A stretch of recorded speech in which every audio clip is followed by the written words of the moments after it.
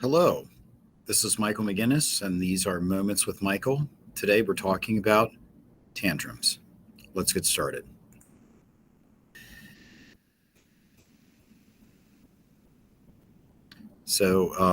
My name is Michael McGinnis. I'm the Student Success and Parent Support Coordinator for Washington County Public Schools.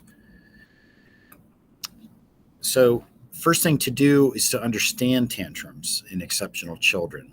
Tantrums may stem from various factors such as communication difficulties, sensory sensitivities, difficulty managing emotions, or changes in routine. And we have to recognize that tantrums are a form of communication and not deliberate misbehavior.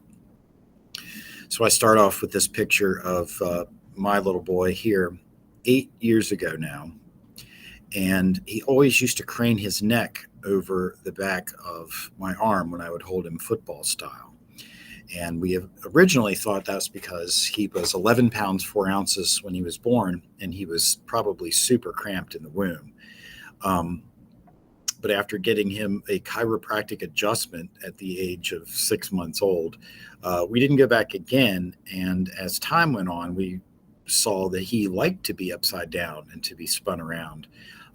And that had to do with manipulating the vestibular system, which in some exceptional children can actually be a means to emotionally regulate themselves.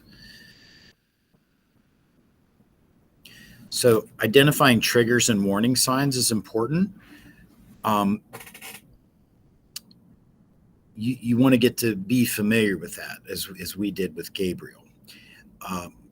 My wife shared with me this DOPA menu, which refers to dopamine. And really, this was shared as a means to take you from a baseline to, let's say, a happier, elevated mood. And I like how they separate it with different categories. Starters for that quick dopamine hit whenever you pet an animal, make a snack, or do a quick gym workout. That feel good chemical the feel good feeling that you're having is dopamine. For a bigger break, reading a book, cooking a meal, meditation, having a bath, and dessert. Sweets sometimes. So if you were raised like me, then you saw the food pyramid a lot in health classes in school. And we learned that sweets are to be eaten sometimes sparingly. So scrolling social media, online shopping, playing phone games, and responding to emails from bed. Some of us actually eat a lot more dopa dessert than we should. Establishing predictable routines and visual supports is very helpful for my son. Creating structured schedules with visual schedules or visual cues to provide predictability and reduce anxiety is a great idea. It prepares the child for upcoming transitions or changes in routine to prevent tantrums. So what I always say is, just as with the introduction of a timer, the use of a visual schedule allows you to say, what are we doing after this? We are doing after mealtime, we are doing hand washing time. You don't have to argue and say, go wash your hands because I told you, and instead you can refer to the schedule. That can be a way to sort of remove yourself from an unnecessary power struggle. So communication and social emotional support. Again, I would recommend any social story you can find, just Googling social story about anger in children. Gives you a great, and they're very simple, easy to read. I started with reading the social stories to my son, and then now he reads them. And it talks about how feeling angry is something that happens and it's okay. It validates those feelings. So you don't start off the bat by saying, like, you should never be angry. Rather, it says that your anger is an acceptable way to feel, but what is acceptable or not is what we do with those feelings of anger. So emotional regulation techniques are very good. to do with my boy in particular, teaching and practicing calming strategies such as deep breathing, counting, or using sensory tools during calm moments can be a great practice for when you need them more and the mood is more irritated. And that can be a great tool to refer back to help your little one get regulated again. But I included this calm down strategies for kids list, great long comprehensive list. Now, one pitfall that we run into, particularly in modernity, is the idea that your child may blow bubbles, for example, to calm down. Well, if you hand, at least in my household, if you hand a bubble solution container to my son and then tell him to go blow bubbles, then he'll be back in about 60 seconds after that's been spilled. So I say all that to say the best calm down strategies are ones in which you engage in them as a family. So here we are. Here's a video from our living room where everyone's participating at their level and dancing and moving to music.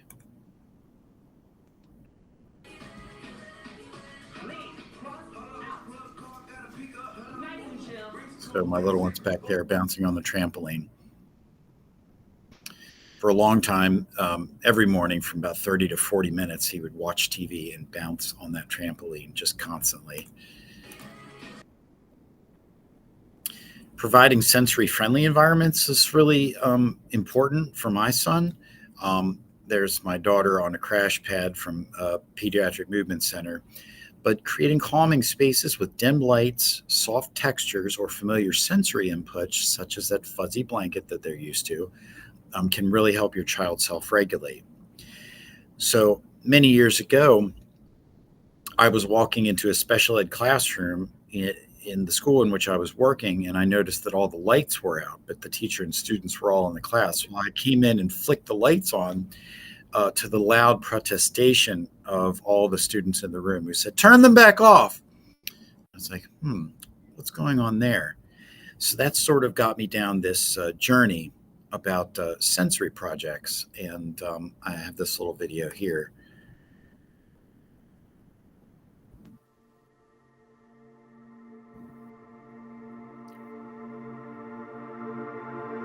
These are shots from the basement.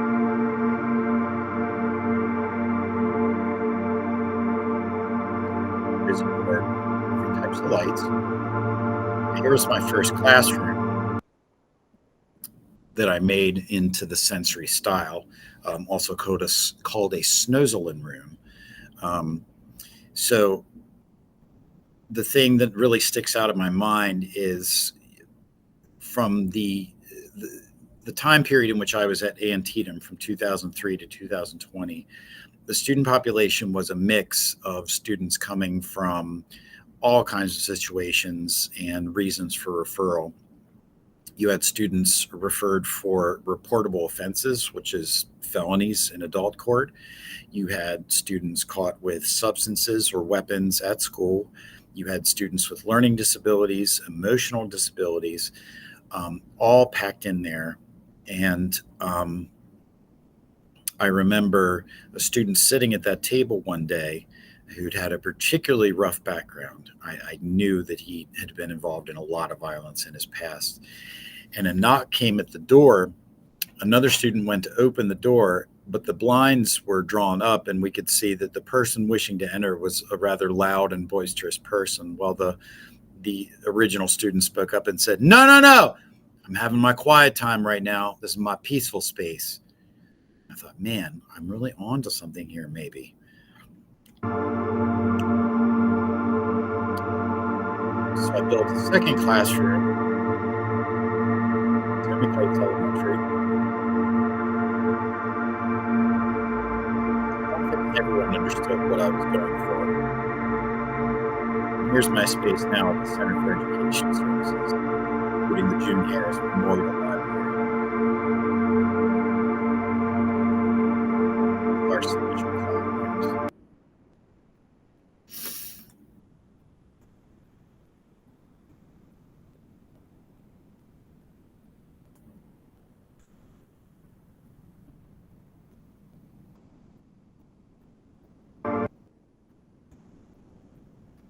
So offering choices and control can be very useful with my son and with a lot of exceptional children. For instance, he will get stuck on, I want to have McDonald's chicken nuggets and French fries. I know he's going to get stuck on this. Just anytime I try to redirect, I'm going to get recalled to the chicken nuggets and French fries. So in that instance, I might offer two elaborate choices. This is just a personalized strategy I developed. Two elaborate choices that he has to think about before responding. So, in response to the chicken nuggets and French fries from McDonald's imperative, I might say, "Okay, Gabe, um, we can do a frozen thin crust pizza with ketchup for dipping in the crust at home, or I can get you two hot dogs with the Martin's potato rolls and ketchup on top with a side of sour cream and onion chips."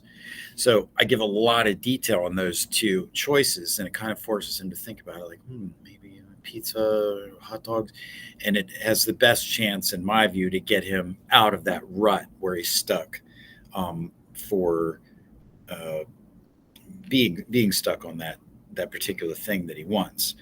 Um, so in the picture here, um, what is implicit in offering choices is the beginnings of independence. And so, where you really start to see choices and behavior come into the picture of a person, a student, is in school.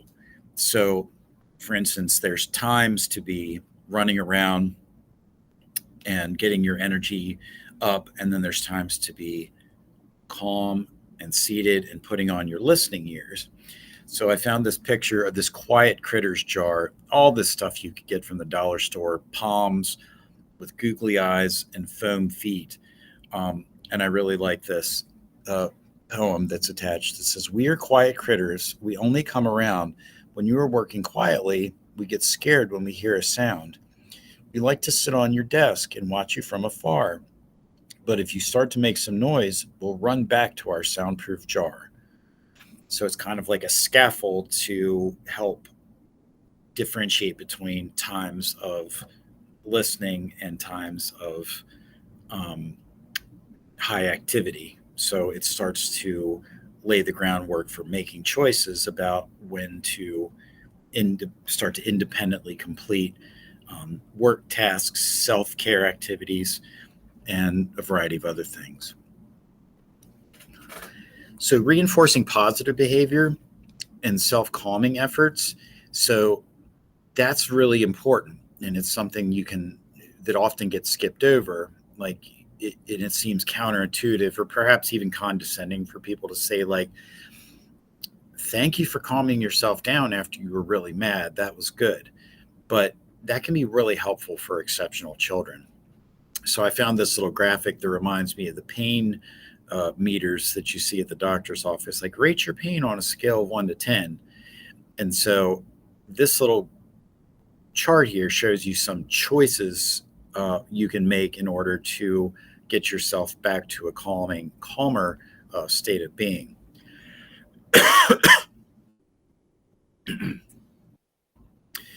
I'm always going to talk about collaborating with professionals, speech language pathologists, therapists, behavior specialists. Please work together with them to develop individualized strategies and support plans. This one anecdote from this 10 weird but effective ways to stop a tantrum.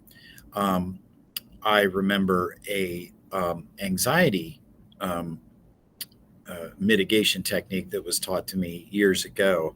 And the instructor said, if you're starting to feel anxious, just walk backwards.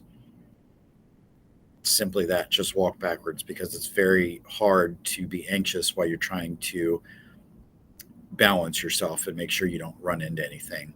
Now, I'm not saying that in the event of a full blown tantrum, um, you can get your child to get up and start walking backwards. But if you see that those triggers, and for us, it's the teary eyes and swallowing back tears repeatedly, in the event of seeing the triggers happening, then you could possibly try this out. So another thing that often gets neglected is practicing self-care and seeking support. So this chart I found lists 6 different sort of domains for practicing self-care in families. Prioritize your well-being. Seek support from family and friends and access professional help if needed. There are a plethora of support groups. Facebook has tons of them. There's tons of apps that have disability support groups. You can look locally to meet in person, but I really would encourage you to seek out and engage in self-care, because for me, I went a long time in my life neglecting self-care of any kind, and that caused me to essentially hit a hard wall in terms of my health. And as of right now, there's still a big question as to whether my son is ever going to fully independently live on his own. And so for that reason, I felt it was important for me to try to be around as long as I can. So practice that self-care. And this was Moments with Michael. And we have been talking about tantrums. We'll see you next time. Bye-bye.